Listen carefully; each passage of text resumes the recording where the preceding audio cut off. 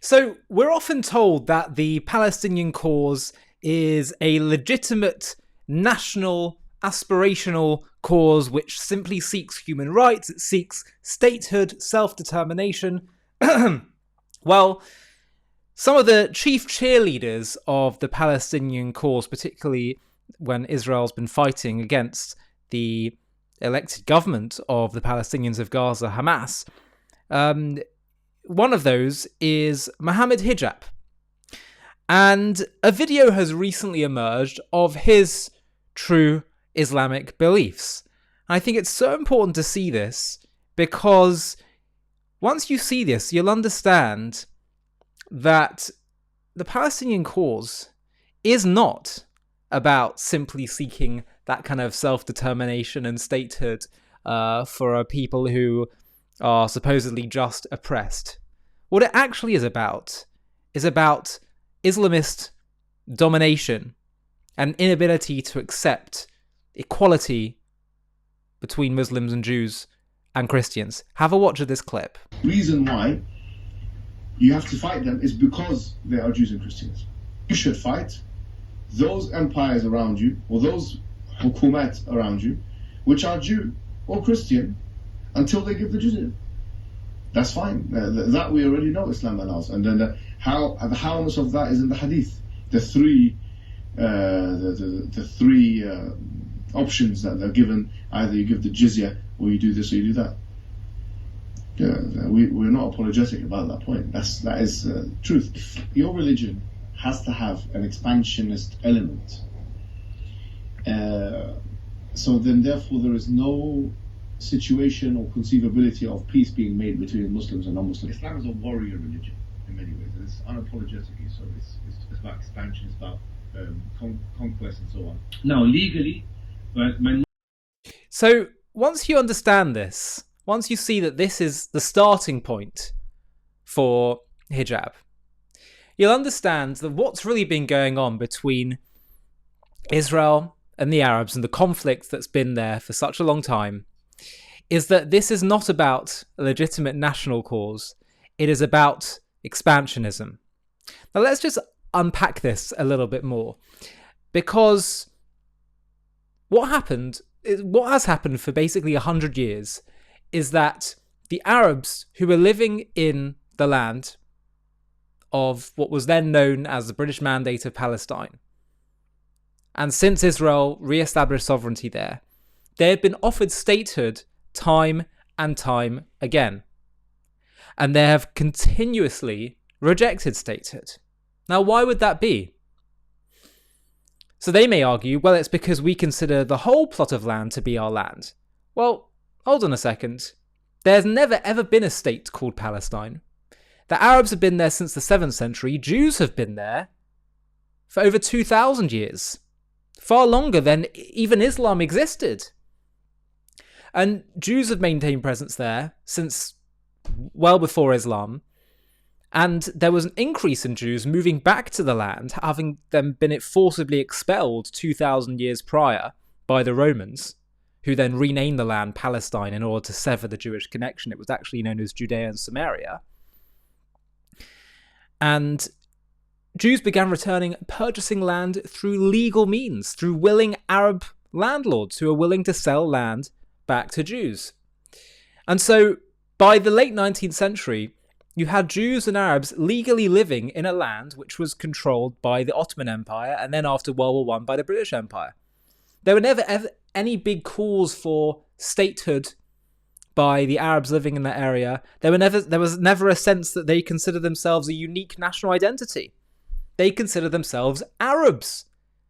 And Arabs are a nation, part of the Arab world. So there's no unique identity there. Indeed, had the land been split in the 30s or under the UN partition plan in 1947, they called it an Arab state for the Arabs and a Jewish state for the Jews. They didn't call it a Palestinian state.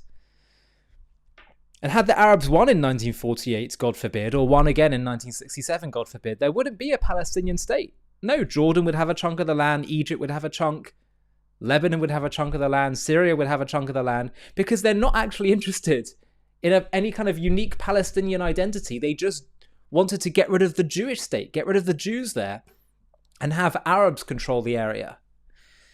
So the Palestinian cause, the notion of free Palestine and a Palestinian flag and seeking all that stuff, was just a cynical ploy created by the PLO in the 1960s. But they actually revealed their true motives when they actually said in one of the first clauses of the Palestine National Charter that they consider themselves, the Palestinian people, an inseparable part of the Arab people.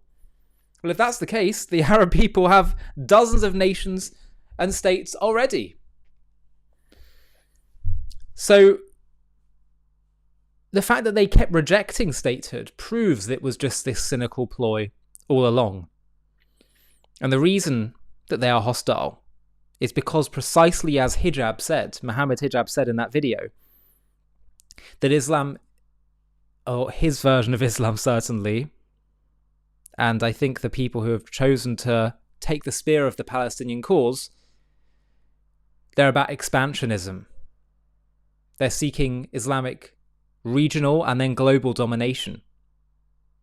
So just think about it from the perspective of Hijab, who seeks that domination, who seeks suppression and oppression of Jews and Christians, as he said, because it needs to validate his worldview that Islam is going to dominate the world and represents the ultimate truth. Think what it would mean if your narrative says that the Jews are second-class citizens, and for thousands of years they treated Jews in the Muslim world as second-class citizens who would pay the jizya, as he said. Think what it would mean to see the Jews, who your narrative says have been rejected by God, Muslims are the new chosen people carrying the voice of God forward. What does it mean to see the Jews return to their land? Re-establish sovereignty. It would seem that God is showing divine favour to the Jews, that he perhaps never gave up or relinquished his promise to have oversight over them, to return them to their land. So the Palestinian cause and the hostility to Israel is not about some genuine national cause. History shows that's not the case, but also once you understand the ideology, it shows it's not the case. What's really going on here is the outrage that maybe their notion of Islam being the truth, of it dominating the world, and certainly the region and overtaking everything, and the Jews being rejected, the return of Israel upends all of that, throws that into the air. So how do you, as someone that believes in Islamic expansionism, deal with Israel? Either you say that maybe we need to have a theological adjustment, maybe we need to review, and that's, by the way, what a lot of Christians have done, specifically in America, the evangelical community. They said, actually, wow, maybe God never forsook the Jewish people after all. Maybe he does maintain his covenant with them. So you can do that. Or you can say, no, this is a test from God. This is a test from God. And we have to get rid of it. We have to get rid of Israel, God forbid. And this is explained very clearly in the book The Builder's Stone by Melanie Phillips, where she explained that this is precisely what created so much excitement after October 7th. This is the clue to understanding the Palestinian issue. I want to read you some of her words in her new book. She said, the first clue to the puzzle that these demonstrations started on October the 7th itself. The Israelis not only had not yet gone to war in Gaza, they were still desperately trying to prevent even more Israelis being murdered in southern Israel. The pogrom was still going on when the first demonstration was held in London. And the point was that it was a demonstration by Muslims, and they were ecstatic over the slaughter of Jews. Although many non-Muslims have been joining in these demonstrations, the pro-Palestinian anti-Israel movement that took to the streets in the West has been led by gloating, Hamas-supporting Muslims. They believed that this is the crucial part, they believed that a starting gun had been fired for the final battle in their apocalyptic war to destroy not only Israel, but also the rest of the non-Muslim world. Their thinking went like this: we've broken through Israeli defences, they are no longer secure against us. We've killed them, we've seized them. They never thought we would do that. Nobody thought we'd do that. We didn't think we'd do it, but we've done it. We're on our way now to destroy Israel. We're on our way now to destroy the Jewish people, and behind the destruction of Israel and the Jewish people lies the West. The West is now open for us to conquer. This uprising wasn't spontaneous. It was organised by an alliance between anti-Israel, pro-Palestinian groups and Islamists from Hamas, the Muslim Brotherhood, and Iranian activists and terror cells that had embedded themselves in the West. The war that started on October 7th, however, wasn't just a war against Israel and the Jews. It was a new front in the Islamic holy war against the West that took the battle onto a higher and triumphalist level. That's why October 7th created so much excitement, because they thought, wow, maybe, after all our efforts have finally come to fruition, our efforts to get rid of Israel, to vindicate the notion of Islamic expansionism, and that this ultimately is a test from God, this state of Israel, and it's going to fall. So that's what created their excitement. But of course, Israel in the last year has dampened their excitement because Israel has prevailed. Now, this explains why we had the reaction of this Lebanese journalist when she found out that Hassan Nasrallah was killed by Israel. Have a watch, because this is someone having an ideological breakdown. Watch. I tell you, this is out of control. Marwa, so sorry to interrupt. We do now have official confirmation from the Hezbollah group of the death of Hassan Nasrallah. What's your response, please? I'm so sorry. Let's end the interview there. We were. Oh gosh, you've got to understand that what you're looking at is someone. It's so shocking to her because they're having a total. It's shaking her whole ideological worldview. Do you understand? It's so earth-shattering. Their notion is that we're in the battle to defeat Israel. This is God's will.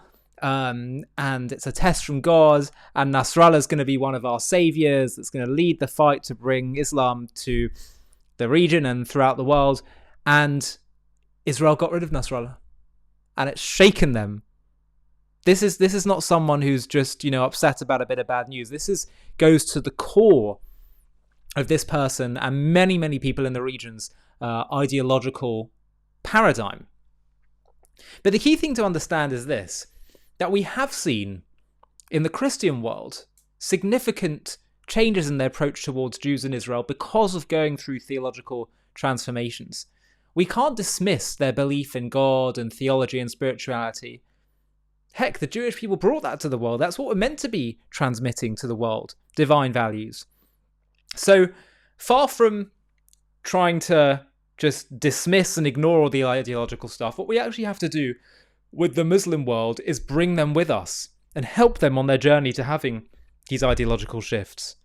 And what Israel's going to need to look at doing somehow, because ultimately, as important as it is to win the military battles, if you really want to shift things, you have to shift the hearts and minds. We need to take people in the Arab world and the Muslim world on a theological journey. And I think that includes with speaking up and articulating, having our rabbis and our spiritual leaders, and really anyone who's brave enough to speak up and state certain spiritual truths. The Arab and Muslim world respect deeply theology, God, and if you can speak to them with confidence and clarity on these issues, explain to them that it is ungodly to go against Israel, that it is God's will that the Jewish people live in the land of Israel, and that it's essential to the world's destiny, and all the things that flow from that. I truly believe that actually we could see remarkable change if we spoke with that kind of tone and that kind of clarity. We need to explain that the Jewish people and their connection with the land of Israel is divine. It represents a significant divine plan, that the Jewish people are and have brought the voice of God to the world through the Torah, and that we should be teaching that to the world. I have no doubt that if a concerted effort was made on that part, that the Arab world and the Muslim world wouldn't just be open to receiving that, they'd be excited to receive this information and would become the greatest of partners with the Jewish people. Hi, thank you so much for watching. To watch another one, click here. To stay up to date with all our content, click here to subscribe. And if you're able to, you can help support JTV to grow and grow by clicking join below this video, where you can become a member and get perks including early access to videos and private live discussions with me. But most of all, you'll be partnering with us on our mission to change the world.